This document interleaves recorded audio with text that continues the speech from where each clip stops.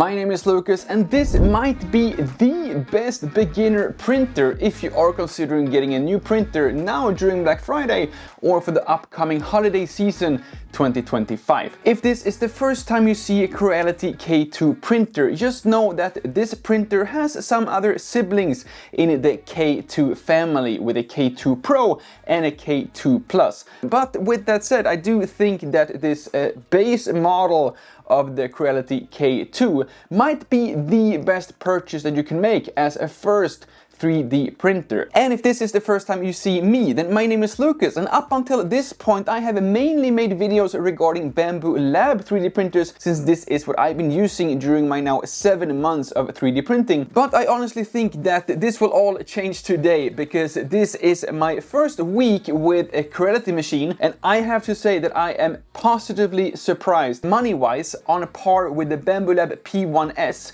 Right now during Black Friday they both sell for $549 USD if you do want the combo units, which I will explain about a little bit later. Ironically, the P1S from Bambu Lab is the only printer that I have not tried myself, but I will try my best and share at least my initials, pros and cons with this printer. So this is a Core XY printer, which means that it is not a bed slinger where the bed will be slinging back and forth, which may cause some instability and not that great stability and performance when it comes to slightly larger or at least taller prints. The Creality K2 of course also supports the CFS system, so you do have the AMS for Bambu Lab, you have the CFS for Creality, and then you also have the ACE Pro for Anycubic. It's basically the same thing when it comes to multi-filament hub or a system. I refer to this as multi-color system, but a lot of people would actually just load this up with the same color. So for example, if you are running out of one spool, the system will automatically start with spool number 2, so you will never have a ruined print just because you're towards the end of a spool, which is absolutely amazing. Another thing that I really love about this printer as well is this touchscreen right here, which may not really seem like such a big deal because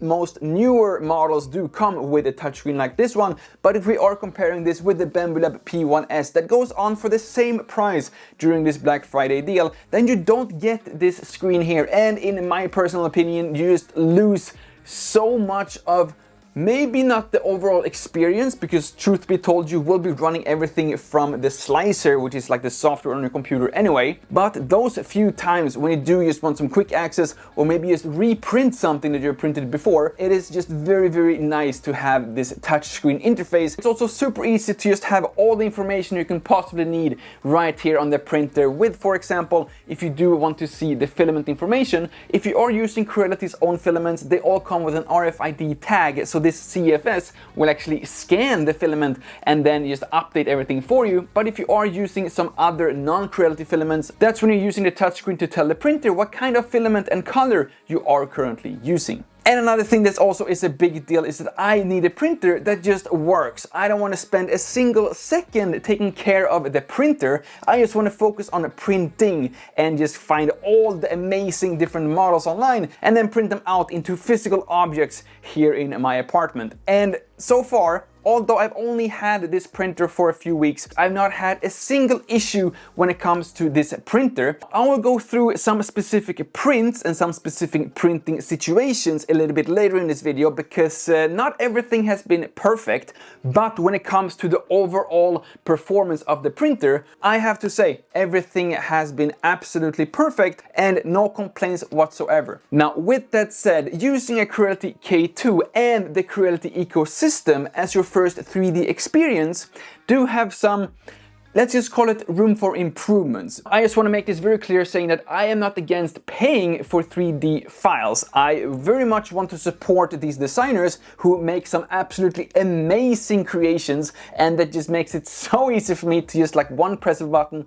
can print out literally like whatever I want, like more things that I could possibly imagine, because if I could imagine it I would have designed it myself, but I just cannot. So it is an absolutely hugely important part of the overall 3D printing community, but I don't really like that you have it built into the 3D printers app. The Creality experience here in this case just does not really seem, first of all, I wouldn't say that the paid designs here are really worth it compared to paying for some other real paid 3D models on, for example, Fangs or Oracle's 3D. You can just get so much more advanced items.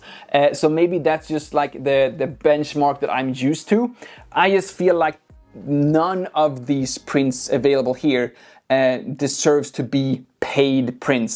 So yeah, I just don't like that overall experience of you having to pay a subscription to use an app that belongs to a printer that you already purchased, especially since like none of the other printers that I've tried require you to pay a monthly subscription for this. Now, coming back to the printer here, and the 1.5 thing that I have slight problems with during my testing here, the estimated time for a print to finish isn't really that accurate, especially when it comes to longer multicolor prints. Now, I haven't actually kept any statistics for this from my other printers, so I don't have any proof to this claim, but I have never been in a situation before where, for example, I know I'm gonna be gone for the next 6 hours, then I start a print that will take less than 6 hours, and those prints have always been done before I have a ride back home. So I've never had an experience where I have noticed that prints are taking longer time than they should, until I started printing with this machine. Now, this is gonna be a very personal example because this is my self-designed Taiwan Bear, which was gonna take less than 9 hours to print if I am printing 2 at the same time. I went out doing my Taiwan business here in Taiwan,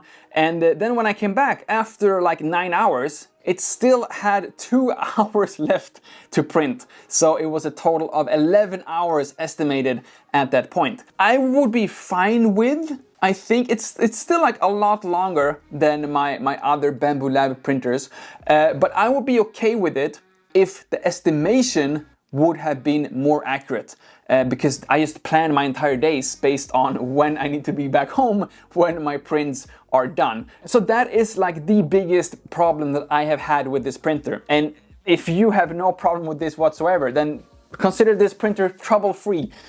But yeah, that is like the main issue that I have. One other thing that you might notice on this specific print as well is that the white eyes aren't really as white as I had hoped them to be. But this should be a very, very easy fix, just adjusting the flushing volumes in Creality Cloud. But this is just using the pre-calibrated flushing volumes that just was not enough for my eyes. If you have no idea what I'm talking about right now, then Slicer in general is just the program you're using on your computer. It's basically the printing program you're using to just tell the printer what and how and which colors you should use in order to actually print. We're not going to cover the Creality Slicer in this video. Just know that in terms of like ease of use, Creality Slicer is no different compared to any other of these other brands printing slicer.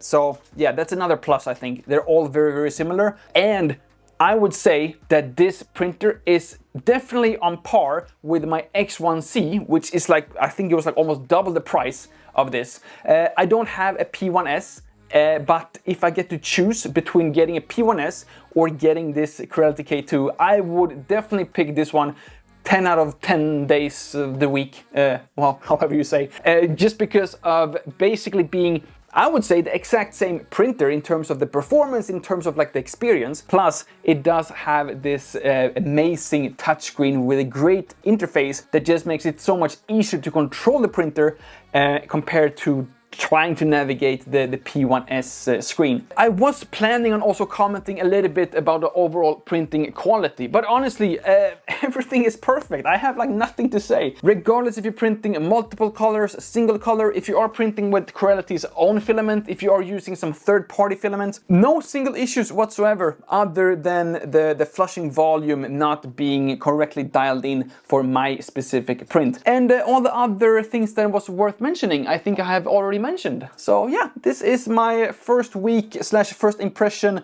summary of the Creality K2. If you have any questions whatsoever, please do let me know by leaving a comment down below, and I will try to get back to you as soon as possible. As you can see, I do have 2 CFS units here, so you can of course print with, in my case, up to 8 colors. You can connect actually 4 of these CFSs, so you can print with up to 16 colors, and you don't need any kind of extra filament hubs or whatever. It comes with 4 PTFE tube inputs in the back. So it's super easy to install everything. And yeah, I should have mentioned that in the beginning of this video.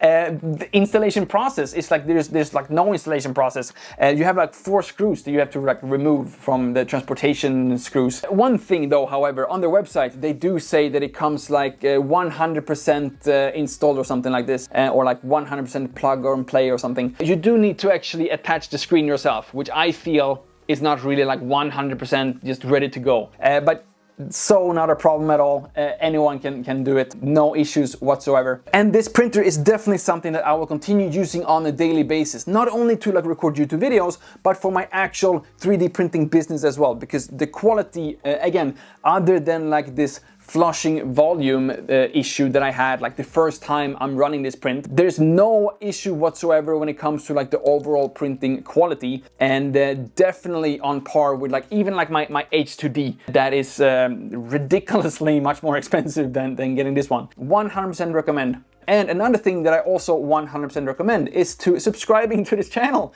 if you haven't already, and also leave a like to show your support if you do want me to cover more 3D printing reviews and some introduction videos just like this one. Thank you all so much for watching. My name is Lucas. It starts with Alice and like, ends with S. This is subscribe. Please do both, and see you all in the next one.